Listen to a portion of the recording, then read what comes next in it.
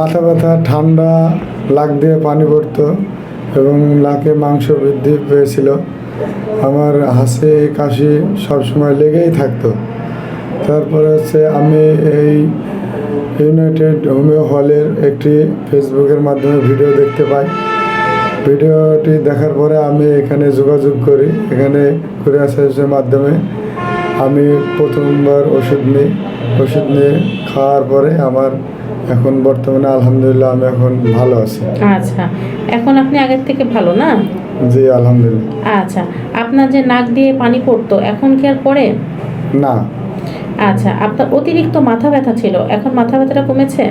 জি মাথা ব্যথা কমছে। আচ্ছা, আগে আপনার ধুলাবালিতে মানে যে কোনো ধরনের ডাস্টে আপনার অতিরিক্ত হাঁচি হতো, এখন এটা হয়? জি না ম্যাডাম।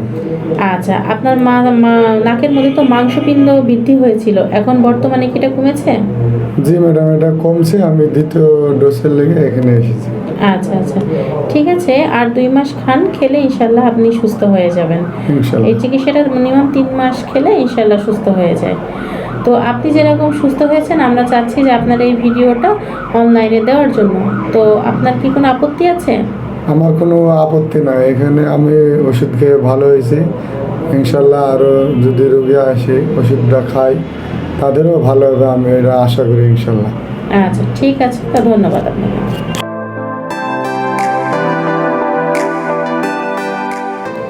অর্শ বা পাইলস অনিয়মিত মাসিকের মতোই খুব কমন একটি সমস্যা নাকের পলিপাস।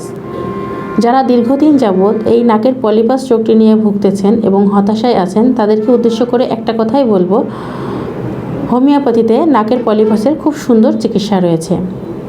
আপনি যত পুরাতন রোগী হন না কেন, নাকের পলিপাস নিয়ে যত হতাশায় থাকেন না কেন, আপনি যদি ধৈর্য সহকারে 2 থেকে 3 মাস হোমিওপ্যাথির চিকিৎসা নেন, তবে ইনশাল্লাহ আপনি এই রোগটি থেকে আরোগ্য লাভ করবেন।